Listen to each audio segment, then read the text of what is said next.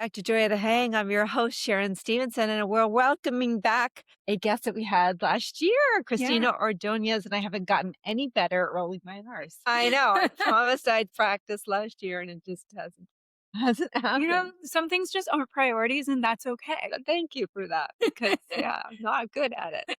So pronounce your name for me the correct way. Christina Ordonez. See, I'm so jealous that I can't do that. My daughter does it pretty well because I put her in Spanish when she was in, even before kindergarten, like Oh, like the preschool. preschool. Yeah. So she was like 3 years old. Perfect. That's a great time for them to learn Yeah. the language, And I started learning, well, I took Latin in high school, which was completely useless. but also very hard. Hard, but you don't speak that language. Yeah. It is So a basis of a lot of languages, though. it is. And the thing I loved about it was I really was into Greek mythology for a minute. Ooh, that's cool. So it was really like I actually became, I'm going to geek out for a minute. I was actually the president of my Latin club. I love it. I know. Can you believe that? So, but anyway, I didn't go on to take a spoken language to college, and I took French. Okay. And I have to tell you, that was terrible too. By French 4, you're going to love this. By French 4. Now, I know you all think I'm intelligent because I have a daughter in Harvard, and I am. However, You are very intelligent. You just said you're the president of the Latin. You're very intelligent. but language is just not my strong point. And so by French 4, I am literally writing to my professor because I'm going into my final with a very low grade. Please, I wrote on the bottom of it, please pass me because neither one of us want to see each other again next year. Let's be honest. And I think he did. He just gave me a passing grade so I could get out of it. But yeah. Effort counts too, you know. Thank God. So that was the end. I'm like, I'm not even going to try with language because obviously it's not, I struggle with English sometimes. So I think I'll just, Don't we all? I know, with all the jargon and that stuff. Anyway, welcome back. Great to see you Great to see again. you. Now, last time you were here, we talked about being a corporate yogi Yeah. and how yoga kind of changed your life a little bit. Yeah. Right? Because you were in corporate burnout Yes, for sure. mode. And this time, you are pregnant. I am, yeah. And we're going to talk about that journey because you came to being pregnant through IVF. Yes, through IVF. And so IVF is in vitro fertilization. So why don't you tell our listeners why you took that path and what it's been like for you? Yes. I was growing up in my 20s, I was very career focused and didn't think I wanted a family. By my early 30s, I started to say, maybe I should have some more serious thoughts about this because I didn't want to just all of a sudden be 40 or 45 and be like, oh, I just kind of made one assumption and never thought about it again. And so it took a couple of years for me and my husband to get on the same page. By 36, we realized that we did want to have kids and started, I don't know if it's trying or just started letting things go, if that makes sense. Yeah. No birth control, that type of thing. And then got really serious about a year later. Once it had been about 6 months, knowing that we had already spent a year and a half plus of no goalie, no anything, we were like, okay, this might be time to at least investigate and see what's going on. So we went to my OB, we did some preliminary tests, and through that, they pretty much immediately recommend you to an IVF clinic. When I started this journey, I never thought I would do IVF. I thought I'd be one of those people that's like, if it happens, it happens. If it doesn't, it doesn't. I'm really grateful for my OB because she was like, don't hold yourself to things. Like as you start processes, things can change. And she was right. As I progressed, it became more important to me to have a kid and to have this baby. And so we ultimately kind of decided to go that route and do it full shebang. So you said you're 37? I am now 39. 39. Yeah. So it took a while. I think that's, we'll talk about it more, but I think that's one of the things I urge, especially my later 30 friends, is if they're having problems to go into IVF right away. Not that they have to go to IVF, but go to a fertility clinic right away because these things take a lot longer than you think they will. Right. Right.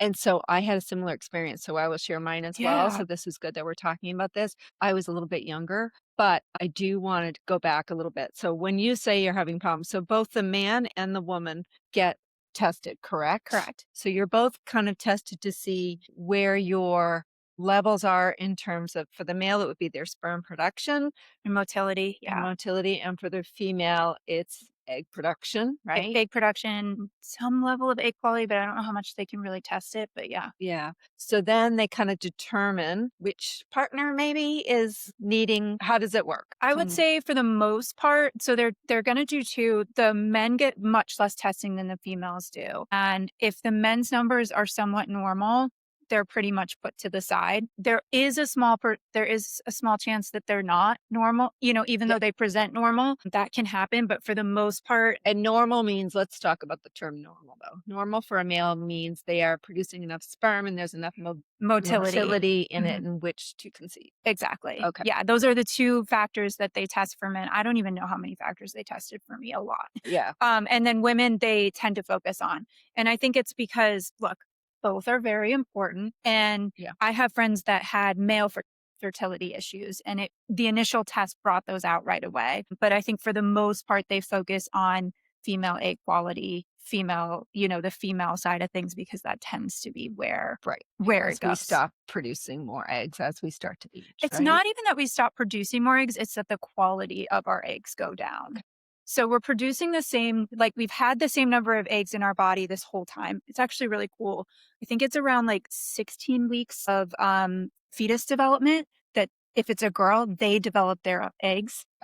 Isn't that interesting? Yeah, I did not know that. And you have a set number of eggs for your whole life. It's that the quality of those eggs go down as we I age. did not know that. Okay, so I just learned something. So did you, before all this, before IVF, did you start doing the, I remember having to take the ovulation test so I'd know exactly when I was ovulating. Yeah.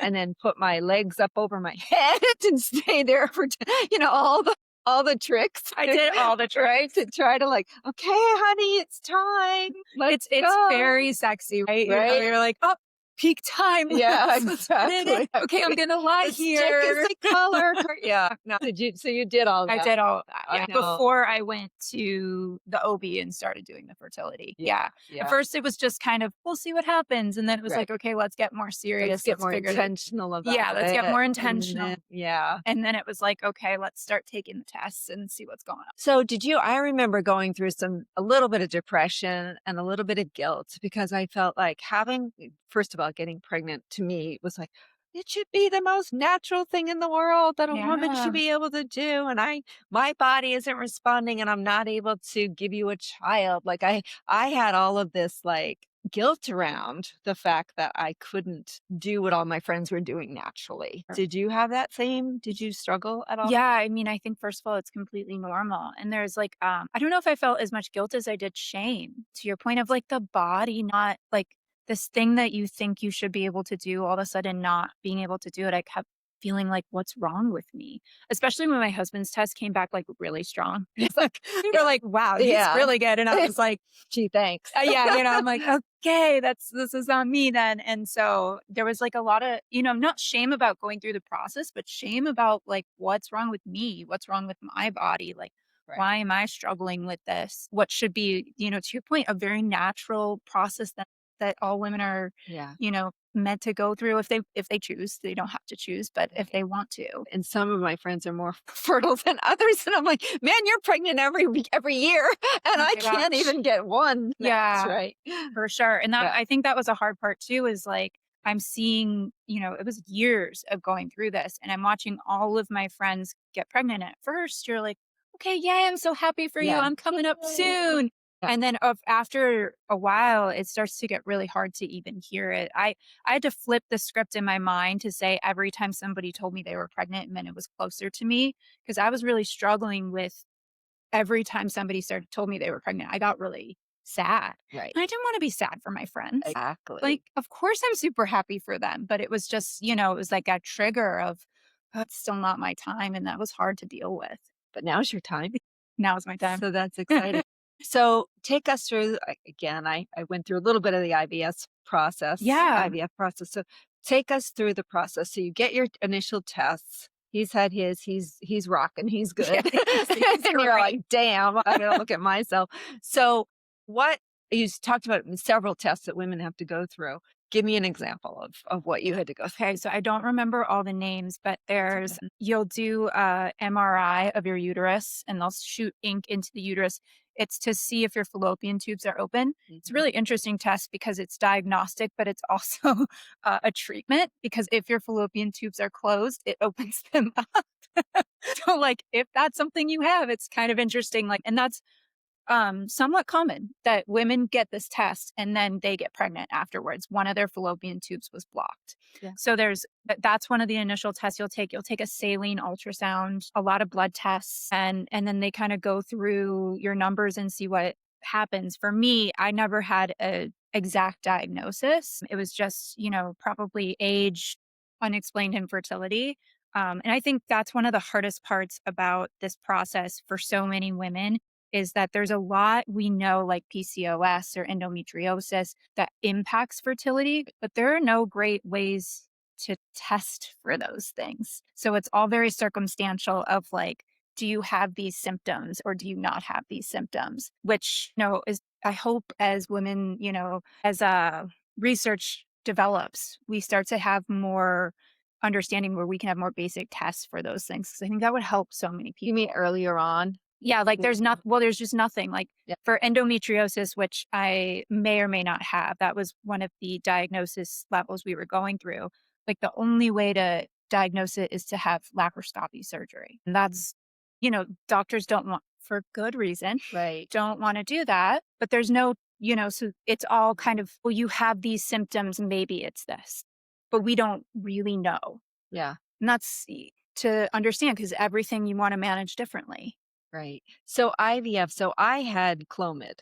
That's where I started. Did you start with that or did you go directly to taking the sperm and then fertilizing the egg? Started with variation of Clomid called letrozole. Okay. So I did that for 3 or 4 months. Okay, let's explain what that is before we move forward because I know I just threw that out there and probably a lot of our listeners don't know what Clomid is. So what that was supposed to do for me, now this is a long time ago, They my still kids use are Clomid. okay Yeah. because my kids are now 28 and 24. So this was 30 years ago. And basically, as if I recall, it was supposed to increase egg production, Hmm.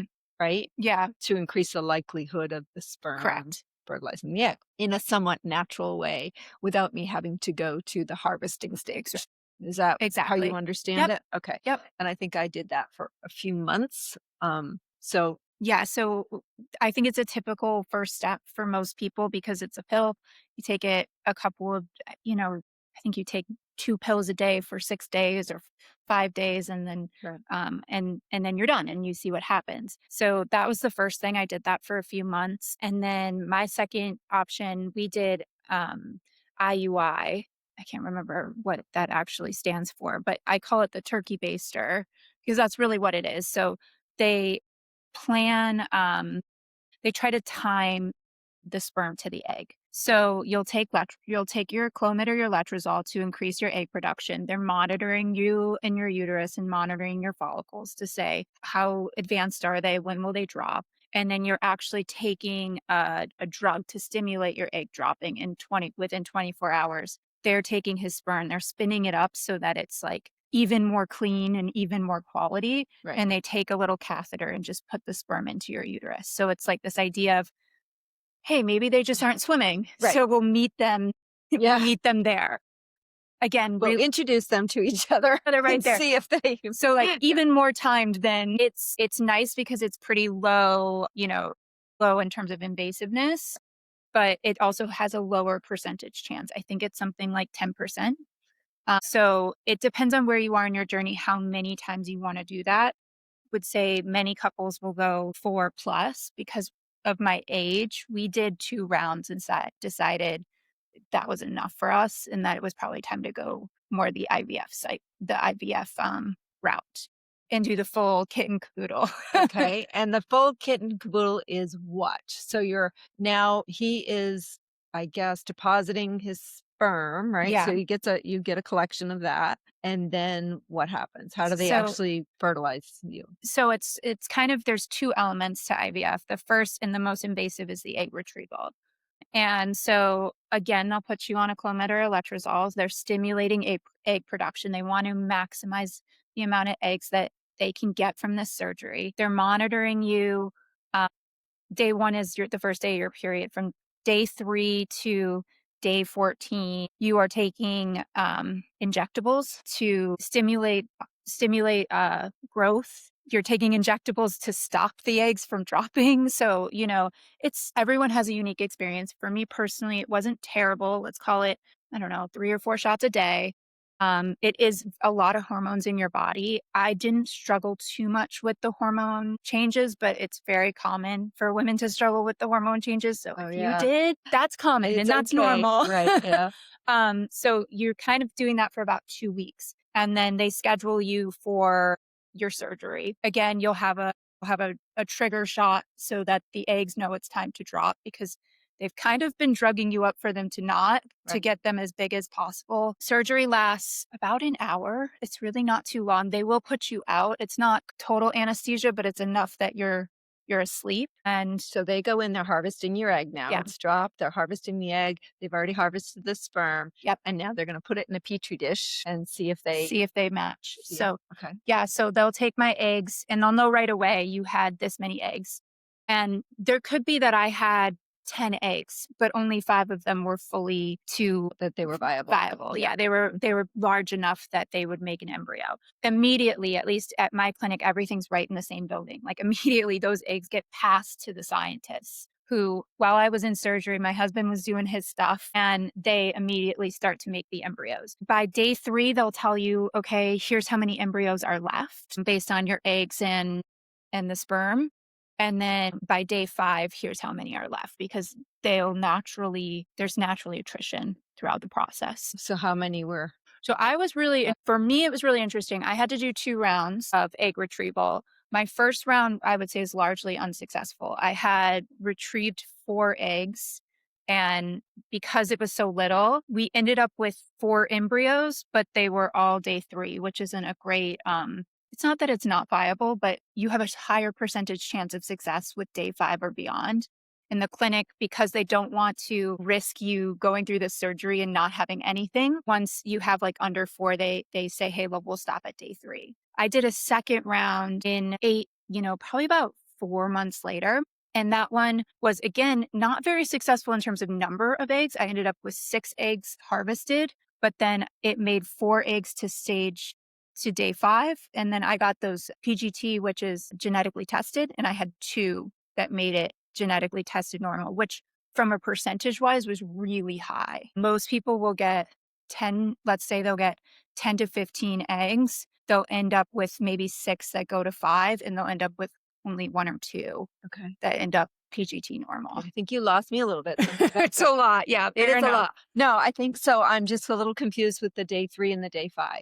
Yeah. So can you just clarify that a little bit? Yeah. So there's kind of 2 stages that you're clearing. They have to at least survive to day 3 to be a viable embryo to be implanted. Okay. It depends on your provider. Okay. My provider, because you go through the expense and all of the heartache of harvesting, if you had under a certain number of embryos at day 3, they just freeze them at day 3. They don't let them continue to develop, in hopes that one of those would still be successful. Day 5 to day 6 is where you have a higher success chance. It's also where you can get it genetically tested, but more die off. Okay. So back up. So the first time you had it harvested, they made it to day 3, but you decided not to use it. They might have still made it to day 5.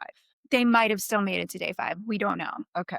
So why did you decide to? It was their protocol. Okay.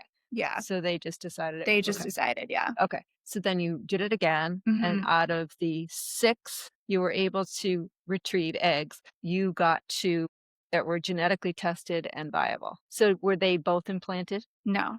So Okay. nowadays, I think that's one of the biggest misconceptions. I can't tell you the number of times people are like, you sure there's only 1 in there? Like, there's only 1. These days, it's not very common to do multiples. Okay.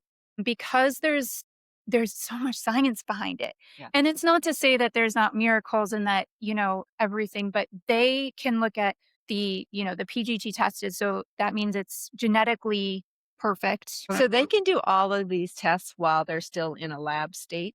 Yeah. This And is fascinating and to even me. that PGD test can tell you what the gender is. So You're kidding me. people can pick their gender if they want. Out of those 2, if you had a boy and a girl, you could pick your You can gender. pick which one. Yeah. I had no idea. Yeah. Oh my gosh. They So did don't. you know or did you We asked them to keep it blind. I still don't know what the gender of this baby is. I like that actually. Okay, so you don't know what you're having.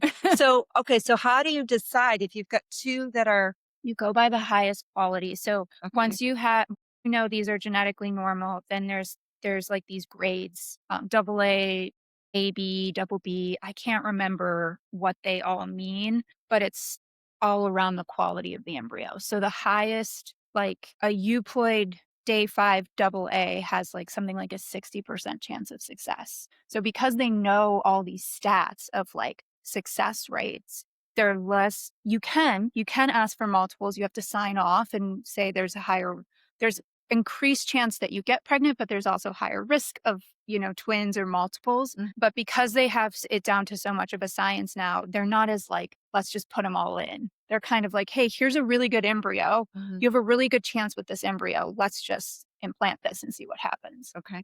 So they implant it. Do they keep the other one Yeah, they and keep they freeze everything it? frozen. Yeah. Okay. So that's cool. Yeah. So, yeah, that's crazy. Yeah, that's And it's one of those things where it's like a language I didn't know when I started, yeah. and I slowly started to pick up and understand it. The longer you're in it and you're doing it, the more you're like, "Oh, that's what this means." But Yeah.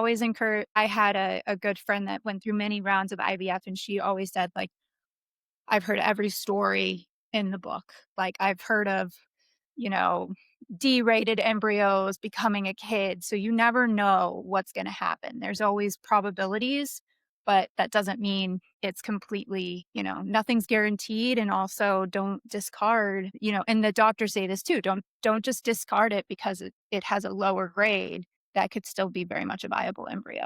So they're testing it for Down syndrome and all that The PG before Yeah, the yeah. PGT is testing for, does it have 24 chromosomes, and are the chromosomes the right length and all that stuff. And so there's combo of reasons why they're doing that. Maybe some of it would be for Downs and things like that, but more importantly, PGT tested embryos have a higher likelihood of success. Many times miscarriages come from actual chromosomal deficiencies. So you're not eliminating your risk of miscarriage, but you're shaving off. Uh, You're basically just trying to improve your probabilities.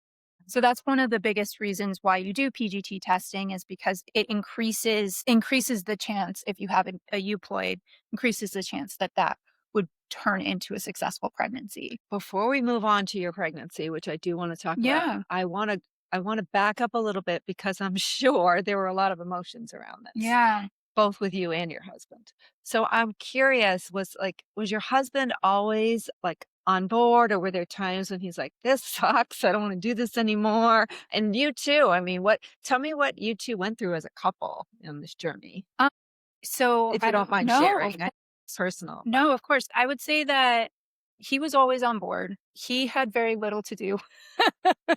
right. Well, we're not gonna get graphic, but let's face it. Let's face it, like, the brunt was on me. Like, and totally fair, right? And also my job was more flexible. So he would work and I would just say, it's fine. I'll just go get all the tests. I'll just go get all this stuff because I had the more flexibility of my schedule. Yeah. It was a lot easier on him when the first, we retrieved eggs, we implanted eggs, they failed. It was a lot harder on me than it was him. And we had some disconnects there. And I think it's because for him, it was so conceptual, but for me, it was in my body. All these things were happening to my body. All these times I'm constantly getting my blood drawn. I'm constantly in there getting ultrasounds. And so Yeah. it just becomes more real, I think, for the woman than the man. And there's nothing wrong with that. But that was a disconnect for us because he was very confused. He's like, why are you getting so upset, or why are you like this? And I'm like, how are you not understanding? So we just weren't seeing eye to eye. And I think when he started to realize, like, oh, this is happening, versus him conceptually being like, I want to have a kid and it'll happen when it happens. It's like, this is happening to her body. She's feeling her body, back to that shame, feeling my body fail again, feeling like Yeah. that hope is high and you're taking all the shots, you're doing all the things. And then, okay, everything stops again. I think there's definitely, for any couple, it should be an understanding that you're just like pregnancy and just like postpartum, you're you're gonna have different journeys Oh, between you and your husband. right. Yeah, you can't not. I mean, physically, you can't not. Exactly. Right. It's impossible. And Yeah. so I would say IVF is very similar. It's just a lot of onus was on me. I would say, one thing I really appreciate is at the end when we went to do ultimately successful transfer, he came to me with me to one of my appointments. And I had it had been like 2 years of going to these appointments over and over again. And my coping mechanism is maybe avoidance and like apathy. Like I just start to shut down a little bit. And so he was there and it went fine. But he was like, why didn't you ask this question? Why didn't you do this? Like, I don't understand. And I'm like, I can't do this anymore. I was like, I want to keep going, but like, I Mhm. can't be that person anymore. It's too much. And so he was like, okay, I'm taking over and I'm coming to every appointment. We're going to make sure that these questions are answered. And I was like, great.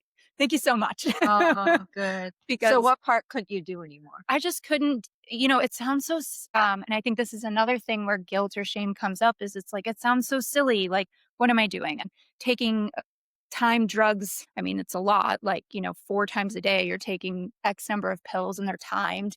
You're taking shots every night. So, but objectively, how hard is it to take a pill? Right. So there was part of me that's like, Christina, this isn't that hard. But I think it was just the mental load of Oh, constantly yeah. having to think about it all the time and be like, oh, did I take these 3 pills right today? And shoot, I didn't take them yet. I need to take them now. And then I need to take these 6 hours later. And Right. just the mental load of it all just really got to me And the longer I that's was in real. it. It's not about the pills or having to take them. It's not about that. It's that mental load is real. Yeah.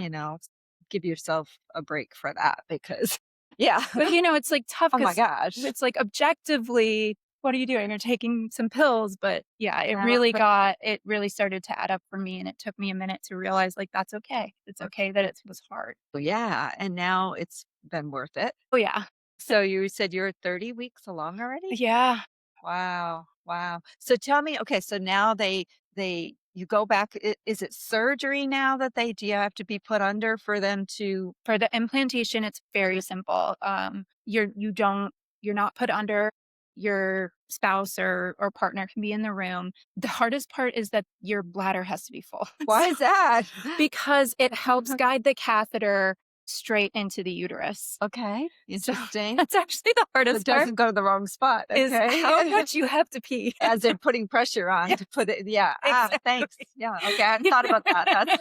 That's interesting. That's definitely the hardest part. So they're putting it in through a catheter. They're putting it in through a catheter. Right Okay. into the uterus. It's generally 10-15 minute procedure. Okay. Very quick. The doctor will be there. There's Painful, not painful? not painful. Okay. The doctor's there. The doctor's the one that does it. There's also a lab technician, probably also a doctor, but they specialize in the embryo. They bring the embryo out, they test, they make sure all the things with the embryo are good. Doctor via catheter implants it. They check to make sure it actually implanted. And then they're like, okay, you're done. See you later. And you find out 10 days later. How are they able to verify that it's implanted through an ultrasound? No, so they take the catheter and make sure the embryo's not still in the catheter. Oh, okay. So they'll take the catheter, bring it back to the lab, and make sure that there's no embryo left in the catheter. That's how they ensure it's implanted. And it's kind of crazy when it does implant, there's like a flash of light on because there's an ultrasound machine, so you can see it. Watching it, yeah. And there's like a little flash of light that happens. Kind of cool. So you go back 10 weeks later, 10 Yeah. days later to see if it's taken? Yeah, for a Okay. blood test, essentially. Okay. Many women decide to take a pregnancy test before then. I think probably like 6 days after transfer, you can start to see a line. I was not one of those people. I was like, I'll just wait. Just wait, I'll yeah. just wait. I was actually more nervous about a false positive and feeling Yeah. like, Yeah, that makes sense. Having hope and then realizing that and realizing it didn't. So, failed, yeah. So are you having again, not to be personal no, about you're are you good. having your period through all of this or because you're on these drugs, it stopped that? No, you have your You period. have through the Yeah. whole time The until time. you're actually pregnant. Yeah. Yeah. Yeah. So and it's a normal cycle. And that's the other thing.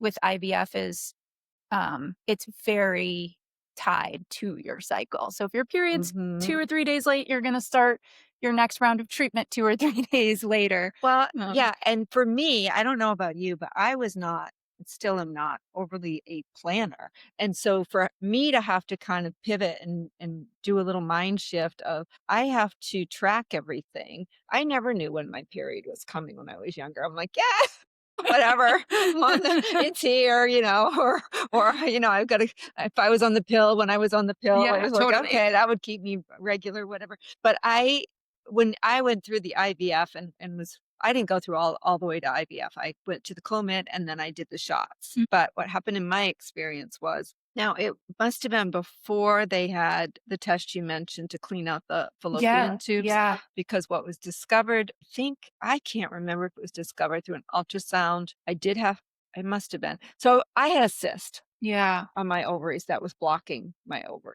Yeah. So I guess every other month, the egg couldn't drop. Yeah, it makes perfect sense. So I ended up, but it was found after I think I had like 6 rounds of Clomid. And so what they said is they didn't know if the Clomid caused the cyst or if the cyst was already there and it grew because of the Clomid. Right. So, and it turned out that I had stage 3 cervical cancer. I don't know if that had anything to do with this. I'm trying to remember the whole time of it. Oh my gosh. So they had to take out part of my cervix during all of this. Oh my gosh. Yeah. And so they laparoscopy, or whatever the word is, took out the cyst. Okay. The very Makes next sense. month I got pregnant naturally, but I had been doing the shots and everything, but I got Right. pregnant and it obviously went to term. The cervical cancer piece of it, they had to, when I got pregnant, they had to just go in and stitch up my cervix. Really? Yeah, just because it wasn't strong enough to hold the baby. Wow. So they had to stitch it and strengthen the cervix. Even with that, my son came 5 weeks early. Yeah. So yeah, there were a lot of things that happened in my It must have been pregnancy so scary too. for you. It wasn't scary because I'm kind of like you. It wasn't scary, but it was that whole, like, you really have to pay attention, right? And I remember there was a lot of times when you feel really depressed, Yeah. when you're going through. But I was so excited to have a child that I think that offset some of the depression because I so wanted to meet this little person that was growing inside of me. Fair. Like every time there was a hiccup, I just thought it was the best thing. Do you get those little, can you tell? Are the kicks when your belly, there's nothing cool. Definitely just kicked right now. Did he or she? He or she, yeah. Oh my gosh. See, that's like my favorite. I remember the little flutters you'd get in your belly and you'll be like, wow, that is so cool. Like a little person is growing inside of my belly, right? It's crazy. Isn't it the best? It's so crazy. It's so cool. It is so cool. And so anyway, and I think that, once that all started happening, even though you're like, okay, I had to do all this work leading up to it and it wasn't fun, the joy of just, yeah. And then when he finally came, I mean, it was just nothing like it. There's nothing better. So, and my daughter was completely opposite. So she was breech. Oh, geez. And funny, you're gonna like this story. My ex-husband doesn't. So my daughter knows this, so I can tell the story. We didn't plan on having a second child, and I was on birth control, but again, not very. I don't even remember to take my vitamins in the morning, so I kind of was like, thought I'd taken the pill, hadn't taken it for a few days, and honestly didn't think I could get pregnant without Fair. help, right? Because I that was my experience first time around. Well, anyway, surprise, I got pregnant.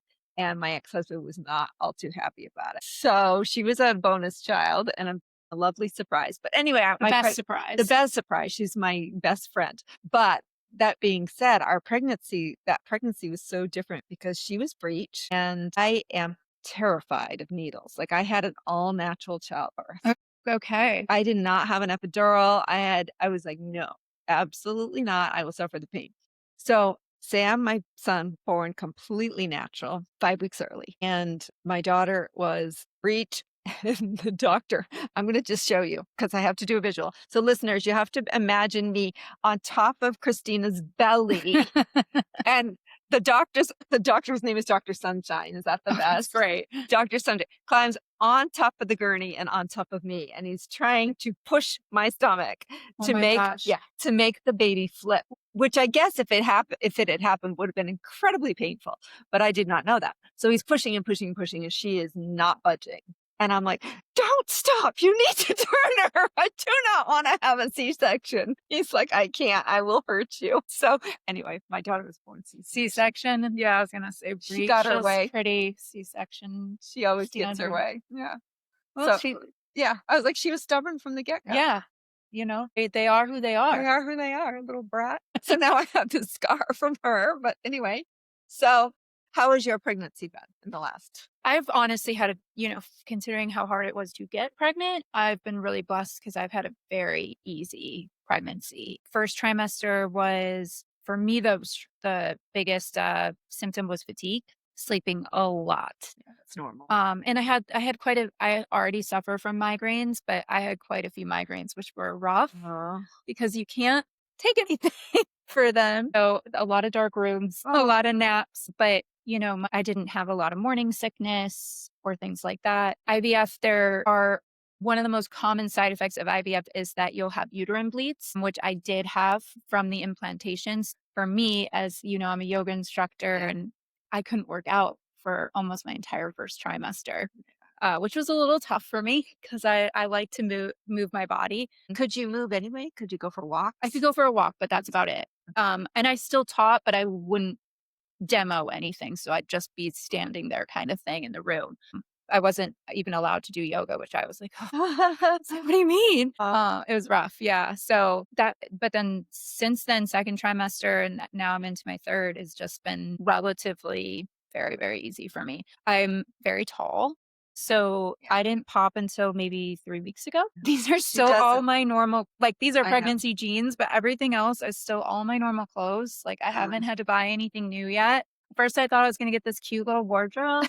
Be glad you did. But yeah, now that it's getting closer and expensive. closer, I'm like, okay, we're just going to Amazon, if I need if at some point the shirts finally stop fitting, we'll just go to Amazon. I have to tell you, shit. I'm a little jealous because one of the best parts about being pregnant when you're living in Florida is you can just wear loose dresses and not even it doesn't even matter. For me, I was pregnant through the winter for my first one. And yeah, you have to buy the Yeah. So, and I, as soon as I got cleared by my doctor to work out, went right back to it. And that's good.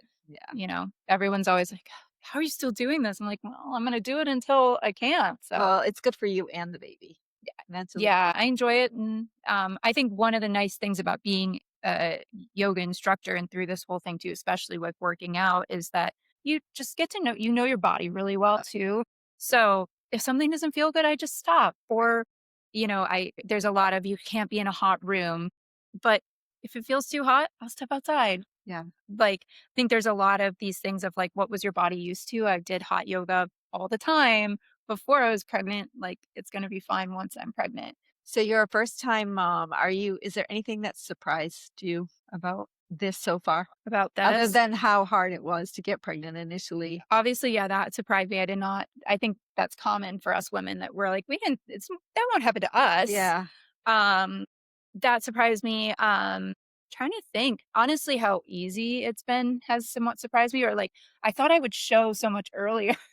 I know. So that was a little surprising. I don't really have cravings. I'm kind of having a boring pregnancy. Really, no cravings? Yeah, always had in my first trimester, I didn't have a sweet tooth, but then it came back. But I've always had a sweet tooth, so I'm kind of I don't know. It's no more or less than before I was pregnant. Do you remember the first time you felt the baby kick? Yeah. It took a while because I have an anterior placenta. Okay. It was probably around 23 or 24 weeks until I felt it. And I was like, oh, I think that's what this is. And then me and my husband took an early baby moon because we wanted to go to Europe. And that day we landed, you land at 8 a.m. We had a whole thing. And so it was 4 p.m. and we start going for a nap. And that's the first time I'm really feeling it. It was angry at me. I was throwing punches and I was like, you're there. We're talking about you. You didn't love the flight and then the car ride. You're here. That's hilarious. That is so It's so funny. And then I don't know about you, but you feel it and you're like, honey, come. And then he puts his hand and it's And like stops. stops every time. Right.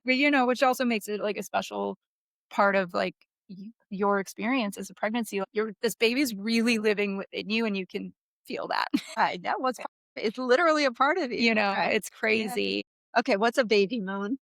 What's baby moon? Oh, Yeah, okay. that's a new term for me. That's many couples before the babies due will take a trip together. And so I think it's off of the honeymoon type thing, but now called a baby moon. We took ours, like I said, a little earlier because we wanted to go abroad and I didn't Yeah. want to be too pregnant Right. traveling that far. But yeah, a lot of couples will take like a long weekend or a week off together before the baby's due to have like that connection time. I love it. Being big, me and my husband being big travelers, like, Any excuse to travel. oh yeah, Yeah, like call it whatever. we had no registry, no anything, like nothing done, but we were like, okay, we're booking this trip to Spain. This sounds like an Instagram thing. Baby moon. It's like proposals. Well, the That's other what it's thing, like, true. Well, did you have push presents? Because that's the other really No. common thing for our generation. No, what's a push present? It's like your husband gets you something really nice because you. He should. Well, absolutely, he should. Yeah. So, Yeah. a lot of women get like ring upgrades or. Did you get a push present? No, I don't think one's coming for me, and I'm okay with that. I'm okay with that. No, Honestly, don't. I guess I would consider some of my push present. I'm taking 6 months maternity leave, so my husband's Oh, really good. covering a lot. Yeah. I've been saving, but I run my own business, so Yeah. it's very much on me when I'm off, and so Well, that's great though that you have 6 months to bond with exactly, your child. That's yeah. So good. I think that for me is a higher priority than Oh, yeah. a new bag. Although, honey, if you're listening, I wouldn't mind it. Which one do you want? Let's put it right out there. Do we want a Louis? Do we want an Hermes? Do we want to be I don't swanky? know. Let's stay local and get a be swanky. Any of the above. Whatever you want to get. Oh my Go get something from gosh. Target. Yeah, exactly. Get you a Target bag. Here you go. Oh my gosh, that's so funny. I can't believe you did. So my cravings were different with both of my kids. Were they? Yeah, with Sam, I wanted salt. Anything salty. I couldn't get enough McDonald's French fries. Yum. That was my thing. Like Very I do common not for boys. I don't eat fast food and I loved McDonald's French fries. With my daughter, it was all citrus. Citrus. All I wanted was oranges constantly or orange juice. Isn't that crazy? Yeah. I don't think, and now I think she's allergic to, she is, she goes, Mom, I have an allergy to pineapples and fruit. That's probably because I eat so much of it. You would have thought it was the opposite. I was going to say, She you'd built think it was this the opposite. tolerance. Yeah, but no, she's allergic to fruit Yeah. now. Oh my gosh. So what are you most looking forward to? And how are you going to have your childbirth? Are you going to have it in a hospital? Are you going to have a home birth? What are you We're going going to to do it in the hospital, but Very we have a good. midwife, kind of like this hybrid of how natural can we be? But then to your point with your daughter, if something happens, Yeah, you want to be there. we're there and Correct. things can, and there's a safe environment around. So we'll be at a hospital. It's going to be hopefully because everything's going to go well, delivered via midwife. And what am I looking forward to most? I don't know. Just like, I don't even know. It's like kind of hard for me to even conceptualize what life will look like post baby.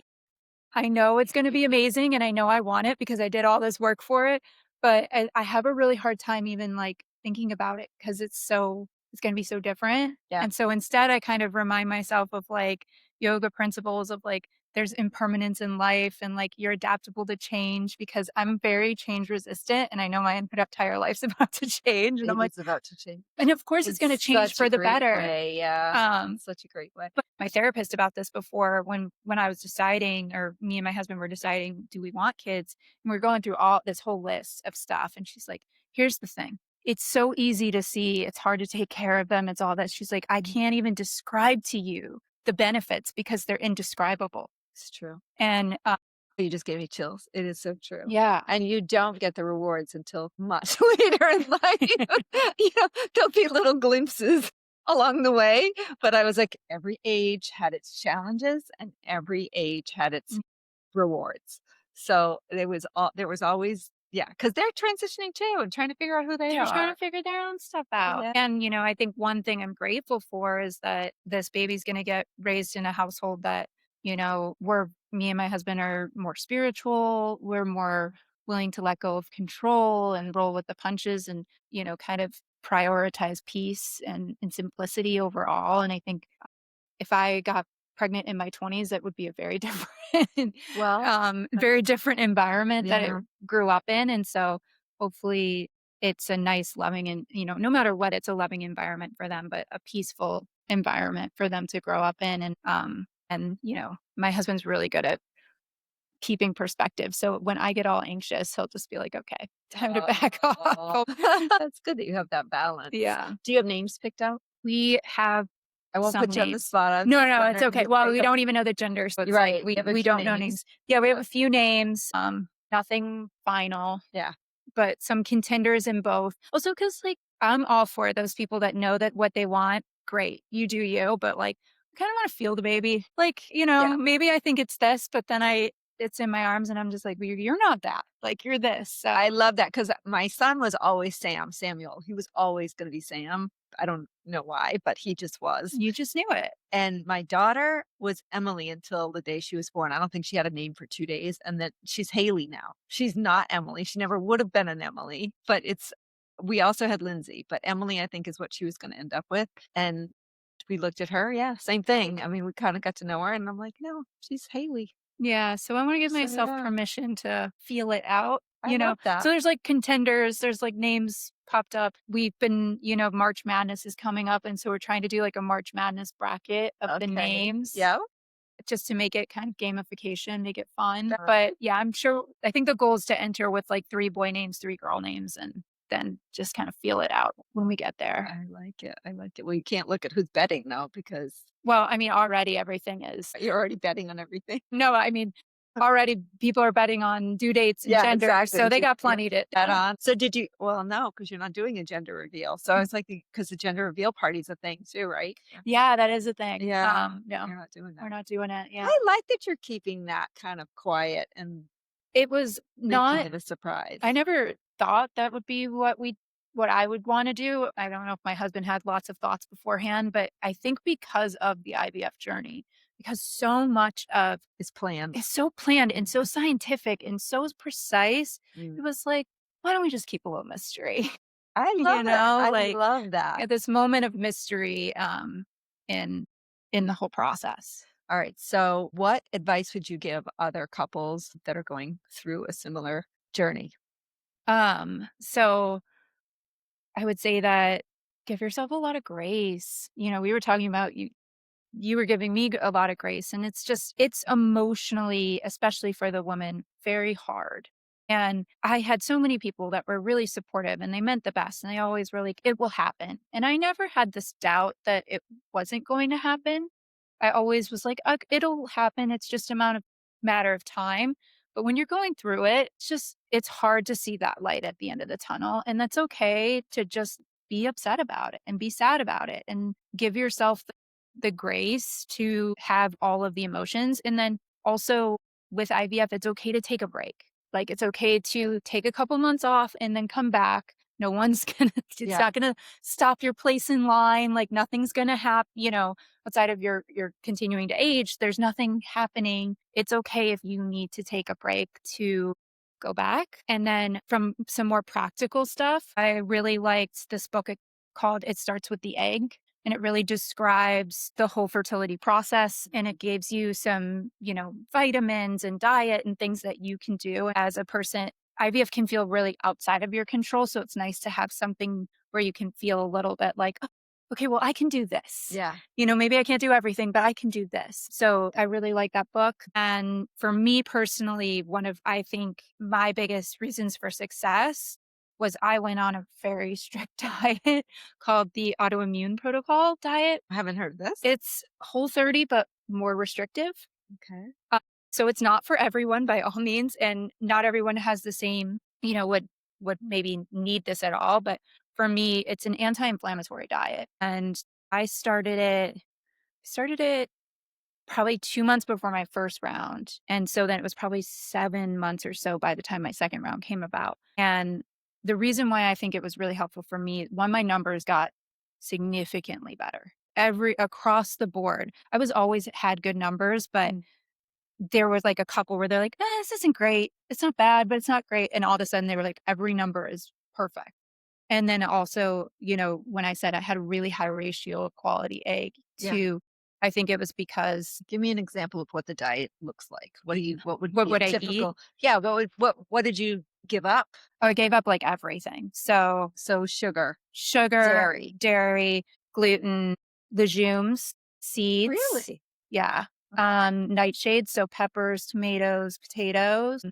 Yeah. Like it's such a long list of things you can't eat. You have to start focusing on what you can Okay, eat. so what you can eat. I had a lot Fish. of I had a lot of protein, yeah, so Okay. steak, chicken, fish, sweet potatoes instead of regular potatoes. Yeah, sweet potatoes are great for you. Yeah.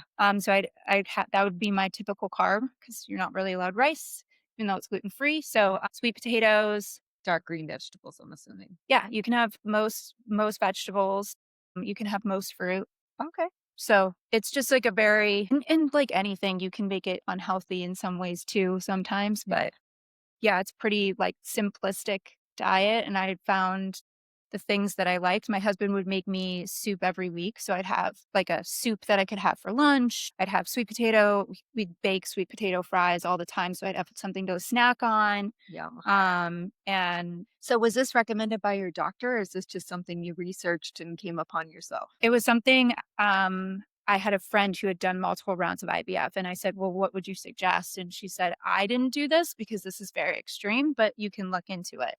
And I looked into it and I was like, Is there a specific name or just called the autoimmune diet it's called the autoimmune protocol. So protocol? Okay. AIP for Okay. short, if people want to look it up. And if you suffer from migraines, if you feel like you have any inflammation in your body, it can be a really great diet for you. So I started it thinking I'll just do it until I did the retrieval, because one of the other fun facts about your eggs is that what you eat today is impacting the eggs you deliver 4 months from now. We men have a very quick turnaround, but women, it's very long turnaround of like, if you want to start taking any sort of vitamin, it's not really going to be Right. That's impacting true. your eggs for months. Right. So I said, okay, I'll take it and then I'll stop at egg retrieval. And I didn't because my migraines got so much better. My migraines pretty much went away. And that's what kept me with the diet. And Until you're still following that diet? well, pregnancy has changed. But Oh. when I'm done probably breastfeeding, I'll go back. Yeah. Um, So do you drink coffee? I was never a coffee Okay, so drinker. no coffee. What was the other one I was going to ask you about? What was the alcohol? I mean, during the IVF process, I drank, but I'm not a big drinker. So Either, yeah. once a month, Yeah. maybe a glass of wine, two Yeah. glasses of wine at No, max. I'm not a big drinker either and didn't drink at all during my pregnancy. So, Yeah. I yeah. mean, so I didn't even dye my hair during my pregnancy. oh, Like, I'm gonna be doing that. yeah, I did not even do that. I was so strict when I was pregnant. I'm like, how bad could it be? Oh my God, when I look at pictures of me when I had each of my kids, I chopped my hair off super short. You did? Yeah, because it was, do you remember? You probably don't because you're younger. The Dorothy Hamill cut, Yeah, like yeah. that bowl cut. That's what I had for each of my kids. And it was like dark brown because, Oh, yeah, my hair was, yeah, anyway. And yeah, I was out to here. yeah. I'm So, definitely have my hair getting done in a couple weeks. so that's happening. That's happening. Yeah, But yeah, don't I mean, but also like you can drink coffee, like, yeah, you know, yeah. if you want. I'm a coffee drinker. Just But when I had my kids, I gave it up because not so much because of the caffeine, because the way I used to drink coffee 30 years ago was cream and 2 sugars. mm, And I would drink it several times a day. And I'm like, the amount of sugar I'm drinking just in my coffee, like I didn't have to have any other sugar all day, but I was having so much. Like I don't like candy. I'm not really a sweets person, but that's how I would drink my coffee. And so because I thought I can't drink it black, I'm fair. going to have, I'm going to give up coffee altogether. But anyway, so advice would be just kind of be patient with yourself. Give Yeah, yourself give yourself lots of grace. grace and Yeah. that it does take longer than you want. I think I've talked to so many also that you'd be surprised how many people go through IVF. First of all, it's much more common in our day and age. And I had a lot of friends that I had no idea that's how they got pregnant until I mentioned, "Hey, I'm doing this." And then they were like, "Oh, I did that." And I'm like, "What? Yeah. What? What do you mean?" So, That's what I um, love about this conversation. I do think it's important to share this information and to kind of normalize it because yeah, women don't talk about it. And it's a struggle because for me too, I want to add to what you've said. It's like also give yourself permission to grieve yeah, because every time you do a cycle and it doesn't take, there's a grieving process that has to happen. At least there was for me. Yeah. Not just for shame, but just because you're like, man, I really thought it was going to happen this time. And like, it's still an embryo, like that embryo Yeah. is loved. Like that, that Exactly. there was so much love that went into it. It's Yeah. okay. Yeah. It's okay that it's Well, even before, even I remember even when I didn't have a viable embryo, right. and just being hopeful that this month would be the month that I was Totally. pregnant, right? Just that whole and be like, oh damn, just a couple days late on my period, but I'm not pregnant. Yeah. So I remember being pretty, really struggling with that because I wanted it so badly, right? And you're trying so hard to do all the right things. Yeah. Yeah. Yeah. It's like, goes from being like it'll happen to Yeah. like It's your never whole gonna life. happen. Yeah. Yeah, I know. It's never going to happen. Your whole life focuses on it. And Yeah. you're like excited and nervous every time it's that time time of of the the month.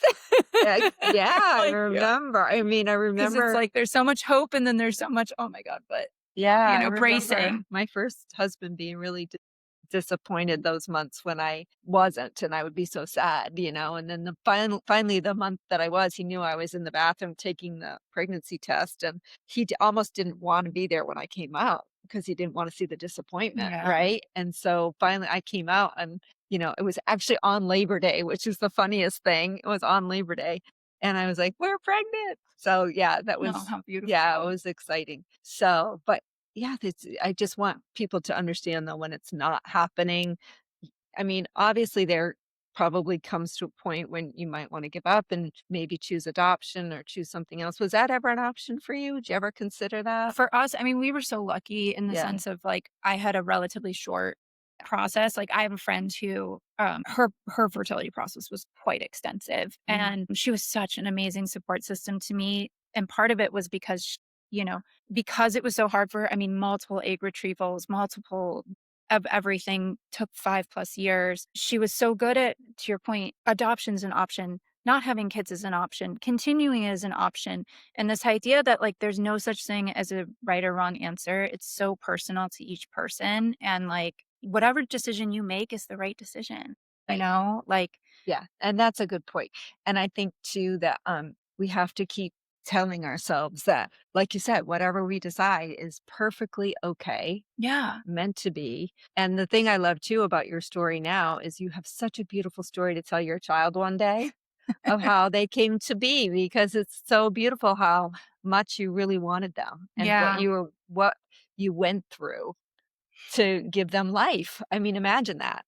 That's just I love that story, and that's gonna Oh, be it's such a beautiful it's gift. very wanted. Yeah. It's very haunted, right? I mean, so yeah, when they're giving you a hard time and I'm they're going to remember terrible that. too, just make sure you tell them, "You little shit. Do you know what I went through to have you?" Yeah, because you're gonna have those days too. No, my kid's gonna be an angel Yeah, baby and I hope so. never have those. I hope my kids gave me such a hard time at Walmart one day that I thought I was gonna leave them there. Like, you can have them. I've got tears rolling down my cheeks. Kids test your patience, Oh that's my for sure. No, you can't have that stuffed animal, and we're getting out of here. Oh my gosh, yeah, they do test your patience, but all in a good way. Yeah.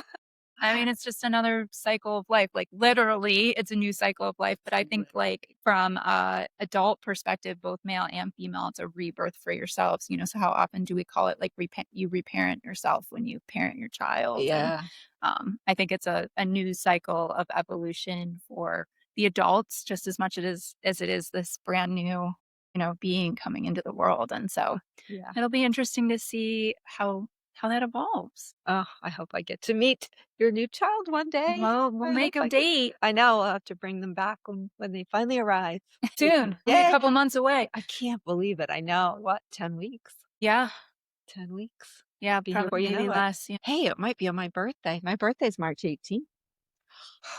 I'm hoping a little later than that, but we'll see. Yeah. It could easily be Little March later. 18th. Yeah, no, it would have to be later. You're right. I'm I think hoping it's a little later. it We'll should see. be a little later. You're right. Should be closer to April, shouldn't it? Yeah. Yeah, Yeah. I End of didn't do March, my early math April. right. Yeah. But, Right. Could come early. It's your first one. exactly. You never know. Yeah. So it's I've up to them. You were 5 weeks early. I know people that were Yeah. a month early. Yeah. I know people that were I late. I don't wish that for you. I hope they're not too premature. No, fair. We don't want them too premature. So But- don't come on my birthday is what I'm saying. But regardless, it's all good. It's all As good. long as you're healthy. Yeah. That's a fun part about pregnancy too, when you reach viability. I think it's like 26 weeks. Yeah. And then it only goes up from there. That's like a fun moment when you're like, okay, I mean, not everything's perfect, but you're like, okay, most likely you're going to survive.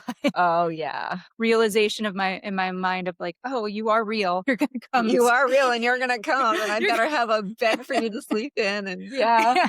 be ready for my sleepiness. Get plenty of sleep now because you will go through, as you know. The fatigue's starting to kick up again in the 3rd trimester. So I've been taking lots of naps. Take lots of naps. Yeah. Put it in the bank. Hopefully your husband is going to be a great support. I'm sure he will be. And we're gonna do a night nurse, not for every night, but at least 2 nights a week just to give a little bit of breathing room. But yeah, he like also gets up. He's totally fine getting up at like 5 in the morning. So I think our plan is I'll take nights, but then he'll take like 4:30 to 10, and I can sleep then. So I am so excited for you, Christina. Thank you. So excited for this That'll be chapter, great. and I'm so happy that this worked out for you. And yeah. Thank you. It's so exciting. So anyway, we have to close and thank you again for listening to this episode of Joy of the Hang. If you liked it, follow us on Spotify and Apple and watch us on YouTube. And thank you for coming again. Yes, thanks for having me. Appreciate having you back and I'm looking forward to your next chapter. Okay, awesome. All right. Bye everyone. Bye. Thank you.